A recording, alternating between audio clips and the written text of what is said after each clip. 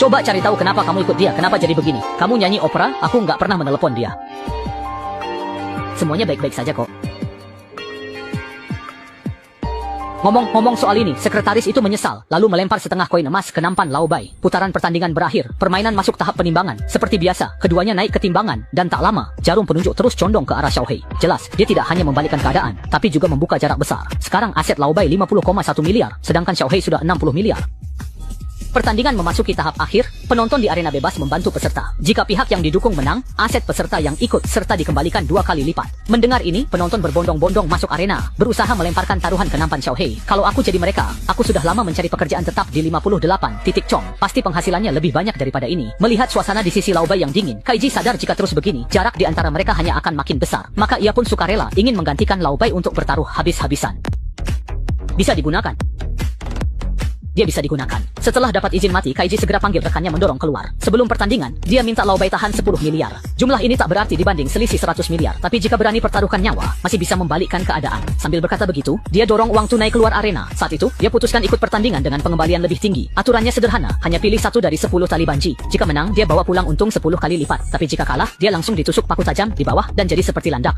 Setelah memahami aturan, Kaiji langsung mempertaruhkan semua uang tunainya tanpa ragu. Saat memilih tiang kayu di depannya, staf di belakang panggung terus mendesaknya untuk segera memilih. Tiba-tiba, rekannya berlari masuk ke arena dan tampaknya berteriak sesuatu. Walau tidak jelas, Kaiji menebak dari gerakan mulut bahwa rekannya mungkin berteriak 10 atau alkohol. Sambil berpikir, waktu pertandingan hampir habis. Melihat Kaiji memilih nomor 10, staf di belakang panggung tersenyum licik dan segera memberitahu Xiao Hei di arena lain. Dia bilang Kaiji akhirnya tetap memilih yang salah. Mendengar itu, Xiao Hei benar-benar lega. Saat itu, penimbangan terakhir tiba. Merasa pasti menang, Xiao Hei mulai merayakan lebih awal. Sementara itu, Lao Bai di seberang tergeletak kelelahan. Di tengah kekacauan, Kaiji kembali. Kini, dia tidak hanya masih hidup, tapi juga membawa pulang uang tunai 10 miliar. Saya tidak pernah memberi kesempatan pada siapapun untuk menyakiti orang lain. Kaiji sudah memikirkan bahwa ia akan dihalangi Kuro. Untuk meningkatkan peluang menang, ia meminta sekretaris yang menyesal merusak alat riset di pertandingan bungee jumping. Dengan begitu, nomor yang selamat sama dengan hasil sebelumnya. Sisanya mereka hanya perlu mengirim 1 rekan ke tempat sampah untuk mencari nomor yang dipertaruhkan penonton. Nomor yang hilang pasti sudah diambil penonton yang ingin menukar hadiah.